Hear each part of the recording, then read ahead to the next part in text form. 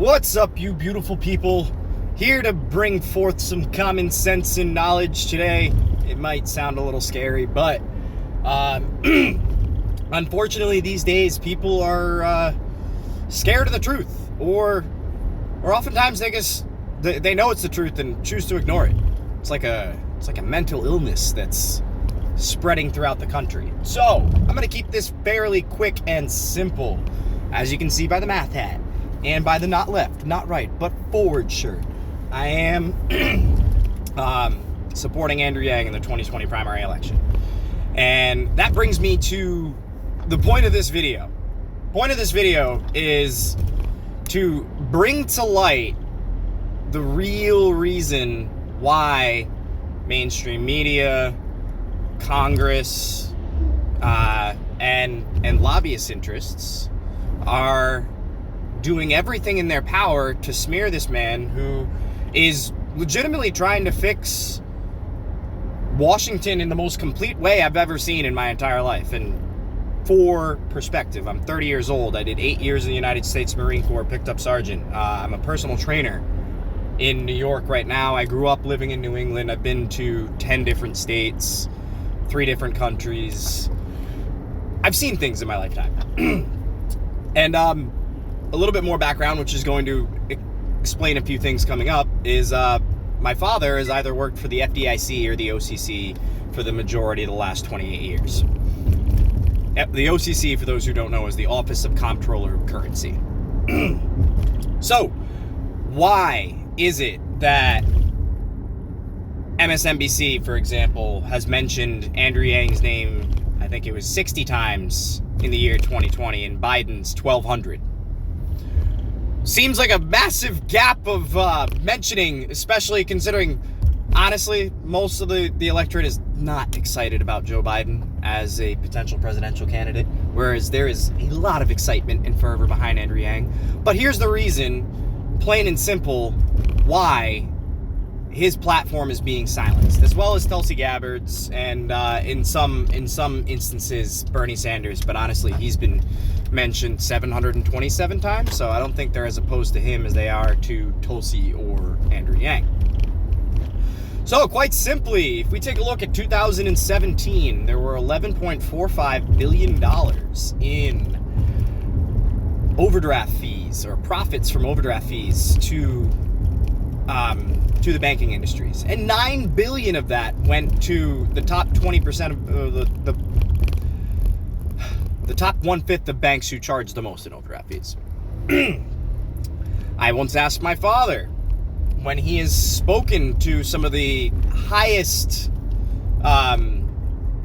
ranking executives in banks in the world, I asked him, every company has a mission statement. What is the mission statement of the banks? He's like, son, you can't go repeating this. And here I am, putting it on the internet.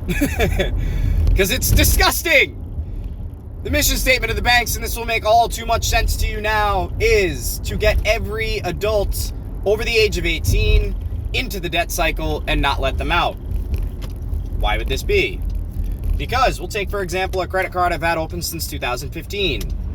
As I'm figuring all this out now, I realize, wow, they made a large sum of money on me, and they probably do this on many other people who are just scraping by. I mean, I live in Nassau County, New York. I make about $60,000 a year, and trust me when I say that's still tight out here. So, why is it that banks want to get everyone into the debt cycle and not let them out? And I mean, you can see this. There's the student loan debt, there's housing debt, there's car loan debt. At all points, I would say 90+% of Americans are in debt. And that debt accrues interest, and that interest is what the banks profit off of. That literally is their profit model, is people don't have all the money they need for all the things they want. We'll charge them interest to give them the things they want right now, and that interest will become large enough that at a certain point, when you borrow enough times, there's almost no getting out of it. And this is a very common circumstance for Americans to be in. Like, when I got my first credit card, I was only about $500, $600 in debt, because thankfully I have no student loans because I went into the Marine Corps. And now, 5 years later, I'm closer to $2,000 in debt in credit cards and $19,000 on the beautiful Honda CR-V I'm driving. So as you can see, the bank's profit model would be, for lack of a better term, shit out of luck if something like the freedom dividend was put into place.